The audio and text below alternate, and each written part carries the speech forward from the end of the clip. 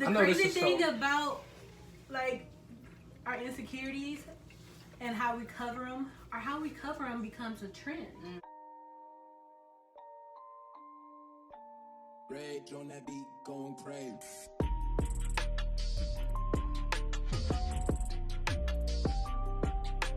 And you know what, that is crazy because that can like tie into a lot of things. Like the first thing is being black.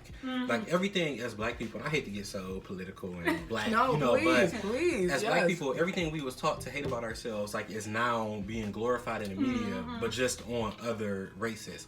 Big lips, big butts, natural hair, hips, you know. Like weave, wig, stuff that braids, protective style, stuff that really don't even make sense on people that's not black, but everybody is doing it. Literally had to instruct me and introduce and learn and discover for ourselves in order to fit into society. Wigs, i.e. wigs, straightening our hair, crocheting, whatever we do with our hair, protective hairstyles was done in us trying to conform to society, to get a job, to go to school. And it's still a problem now, but it's just a trend on other people. We can't have it. We still can't have it. Yeah, a teacher just called for students' dreads just last year. It was in the news. So it's like, we can't have what we made for ourselves just to fit into your society or to feel closer to us. We can't have it, but Sally over there can rock it. Sally. She can walk down the runway in my hair. She can rock it anytime, any day she wants, but we can't do it. Exactly. Getting raised, you gotta think about it. What did your parents say? Oh, you should relax your hair. You should flat out your hair. Yeah. Oh, I have a story for that. Yeah. And which is why when the doctor said, "Oh, black women's hair don't grow." Yeah. Like, no, it's not that it don't grow. All black women can have healthy, good hair. I don't believe in good hair. Like, because it automatically means... Yeah, but it's the stuff that they had to do. You had to say, like, black people's It's the stuff we had to conform for. Yeah. So, like, it wouldn't have been... If it was okay to just be black and just have your natural nappy hair, whatever, like, it would... There wouldn't be no relaxers or texturizers or S-curl shit that's, like, burning and breaking. It's for us to fit in and live to survive, because like literally back then, her hair, you are homeless. Yeah. How did it take till like 2020 or like the recent 2 to 3 years where people were like, okay, what it feels like, at least when it became a trend, natural hair is everything. Why did it take till 2020? Because generations of people have conformed so long for all these years. Relax your hair, like I said, doing all these things, trying to conform. So a few people were like, no, we're not gonna do it. We're gonna wear our hair as it is. And some people were like, oh, we don't like that. Some people were like, oh, it's great. Because they had a natural hair. The first natural hair movement was in the 70s. The second wave, it's like, why is it taking these bursts of self-love? Because that's what it is. Exactly. To like, for people to be like, oh, it's okay to be us. It's okay to be like literally how we came out. Space like, for yourself. Like, if you are not welcome in one space, then like you make your own. And then here come the people that didn't want you there invading your space. Yes. It's just taking what you finally learned. Terrible cycle. Like taking the self-love you had to learn away from you to then make a trend. Just say, hey, look, like, I'm popular. Braids, I did it. Weave, You had it. extensions, all that. I made a success. Yes. And like and it's like, but these were our insecurities. Yeah. Y'all didn't like it. How you like us for us. You're taking it and now capitalizing it. You're making money off it. You're making it fast. And it feels like just a mockery of what we actually have to go through for culture, for having to conform to y'all. Like, struggles. Getting told you're not pretty because you don't have a relaxer. Like, like, excuse me? My braids are not pretty? Even when you're a kid, like, you know, the beads and stuff. Oh, your hair's nappy. Your hair's nappy. Is it those beady beads? You remember? Beady beads? Yeah. The kitchen. I remember. Kitchen. Oh my gosh. Oh my gosh. Y'all just reminded me of something. Y'all gonna make me cry. Ooh. Girl, don't cry because I cried. Oh my God. Oh God. Okay, calm base. So I think it was middle school or elementary school, but somebody had pointed out my B2Bs, and up to that day I never noticed. I was like, what? It's just the curly hairs in the back. And they had pointed it out and tell me like I cut them off. Oh my god. Yeah. I had cut them off, and I was like, okay, we good now, right? Like, just over some kids in school that used to make fun of it, like, why are they out? Why are they out? And it's like later on you learn, like, that's your edges, that's your kitchen, you know, like. People, maybe you just didn't slick them up enough, but it's just short hair. And now look at it. Edges is now a trend. It's just edges. Listen, y'all, edges is a trend outside of the black community. Like, see what I'm saying? Right? Like, you got little girls cutting off their hair in school. Hearing white girls talk about their edges, literally, Like, it blows my mind. And disclaimer, like, this video started off as just like insecurity and bullying, just period. No matter the race, no matter who's copying, you know. So I don't want us to like get off on the wrong foot, but I feel like it's just important to note that, like, those things we were taught to, like, oh my god, what is that? Like, like now hearing from our everybody want to do It it. goes for everybody. Hispanics, blacks, whites, everybody. Because the white people do it, Hispanic people do it, and this is for the Hispanic people that want to be white. And you want to act like you're white, but you're not. They don't like you either, but you're downplaying your own kind. You're for the ones that are just like, screw you. We don't care about black people. We're going to treat you as we want you, lower than us. It's not okay. So it's like you got people that's trying to align themselves. It doesn't matter if you're mixed. You're still, what everybody looks at you, the color that you are, you're that. Why do I have to change your mind for my own, like, work? Is it fair? No. Yeah, it's not. Like, I also kind of wanted to, like, go back, because you kind of had a moment there, like, about the hair. Yeah, Was your I mom, thought about like, it. I was how did like, she feel when you, like, oh my she God. found out that she cut your hair? She was first surprised, and then she was pissed, and then she had this like, okay, like, are you good? Why are you cutting your hair? What the hell is going on at school that you are cutting you are putting a bald patch in the back of your head, like, you know? And it's like, parents, it's another thing too. It's crazy how you can come home with so much bullying and like trauma in the making that you don't even realize is happening, and go to your parents and be like, no, you know? Yeah. And it's actually some stuff, there are insecurities slowly chipping away at you at such young years, like. And it can make you confused, because it's like, okay, my family is telling me this, but these people are telling me this, so like, who is right? And like, you know, and that plays into how we start to accept compliments when we get older. We think that it's really not compliments, that it's like shade, or you know, you don't believe it when somebody say, oh, you were cute.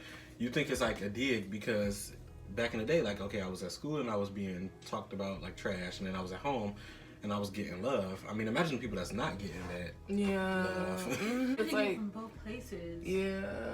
And you in this, you're starting to get into this like judgmental society, even starting at school from your peers. They're already looking at you. They have things to say. Oh, you're different, and it's so crazy how stuff like, okay, race and just body type, like.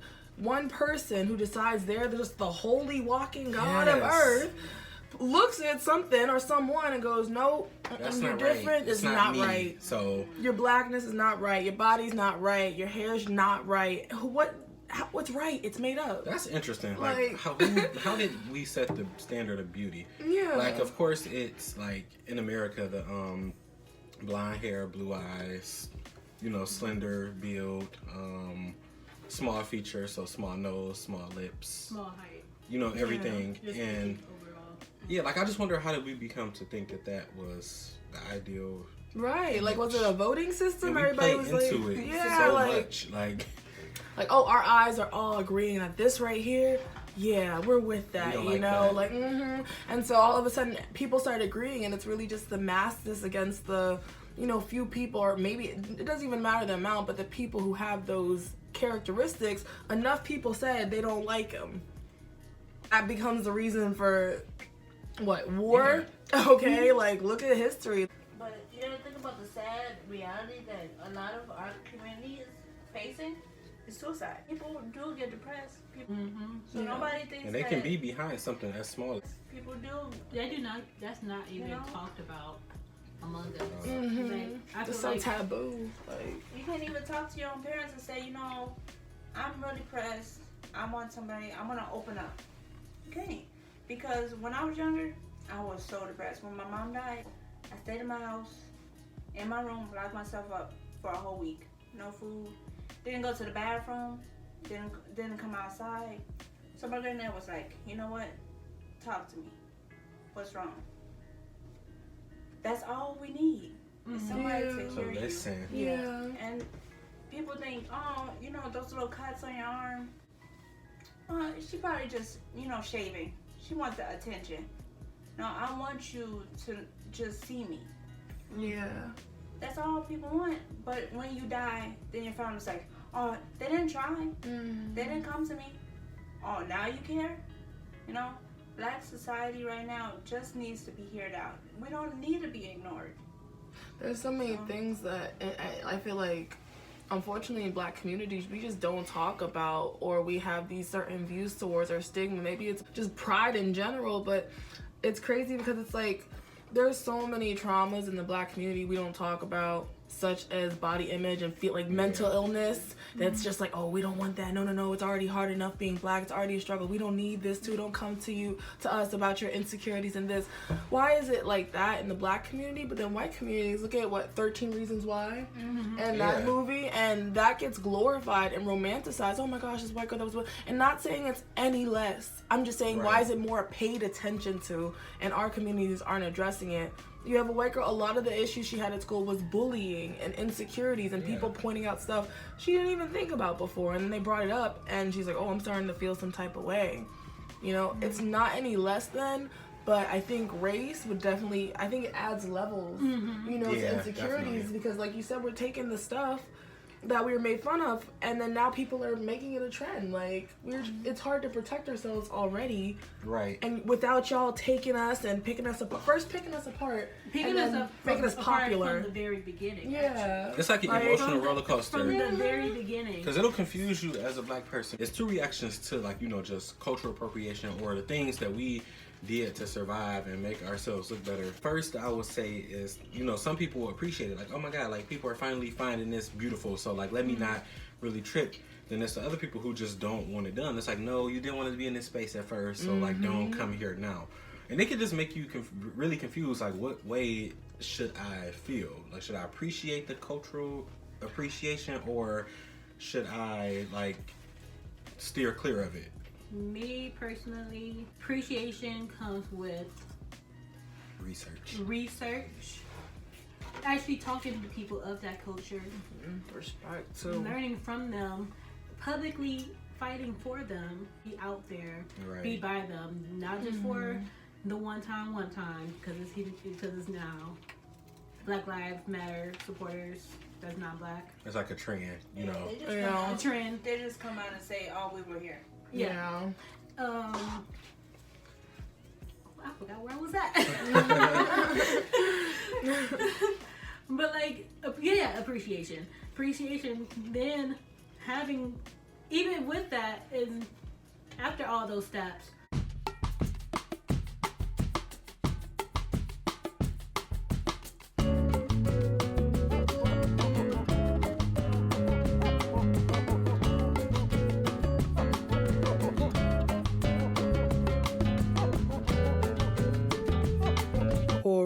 Drink, headshot, drink, sit down, drink, stand up, drink, pass out, drink, wake up, drink, faded. With appropriation and appreciation. Yeah. Like, you have to actually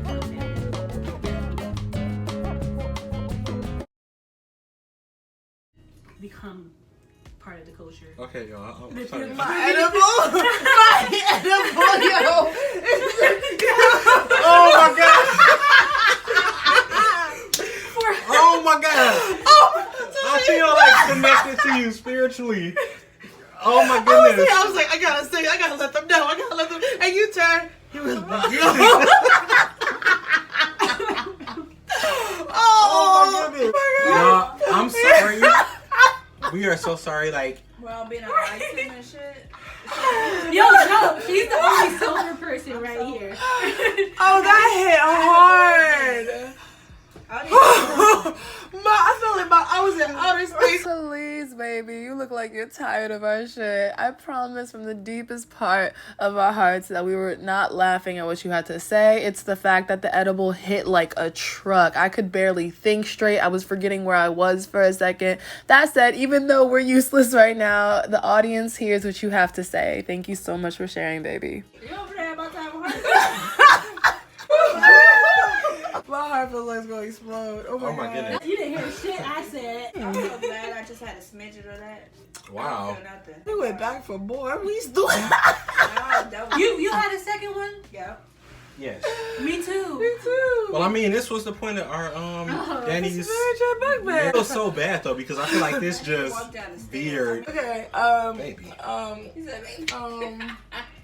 Okay, so body insecurities. All right, so we definitely agree that race it elevates insecurities because there's a lot of theft in our community. You know, cultural theft as far as just stuff being stolen for other people to use. And so, I cannot think. Someone take the mic. Yeah, a good way to like wrap this up would be to like ask the question, you know, how do we like fix insecurities? Because it's a lot of work. Like I said earlier, you know, a million people could tell you like you're beautiful, like I love this about you, and one person could come along and say I don't like that, and we will like focus more attention on the person that don't like it. So how do we like create for the new generation and just people after us the freedom to just be them and like love it or not see a problem with it? Like how do we stop beauty standards and, you know, societal standards from just trickling into their minds and making them feel different? Where do we break the cycle? Yeah. Is it a lot of self-love? Is it seeing more diversity of all the things you don't usually see for the ideal, you know, body type? Yeah. You know, having that more present and just really like painting a society, even through like the little things like advertisements, seeing yourself, stuff like that, models, you know, the people that are up. Our world is a really like visual world. We got movies, TVs, everything's digital. Diversify that. Exactly. Let us see ourselves in different shapes and forms and races and everything in the world. Religion. We're living in it. Let us see it so we can be like, we're okay because Let us I look see like us. that. You know? And I think like for me, you know, recently what happened, it was a guy, a Fenty Beauty model, because Fenty Beauty has, not Fenty Beauty, Savage Fenty, has now released like a male collection, and just seeing a guy who wasn't like washboard abs, you know, he had the moves like me, seeing that, like, it just really made me feel good, and I was like on cloud 9 for like days following that, like no exaggeration. So I just feel like if movies and media, like Danny said, really put, you know, different people in the forefront, because I'm not gonna turn on Magic Mike and see myself, like I'm just not, you know, but yeah, that representation. Movies, everything. Stuff that starts trending. TV series. Everybody's watching the same thing.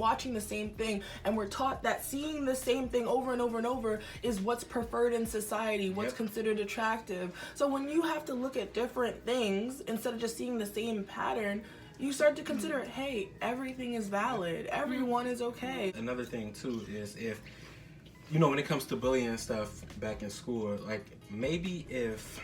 What am I trying to say?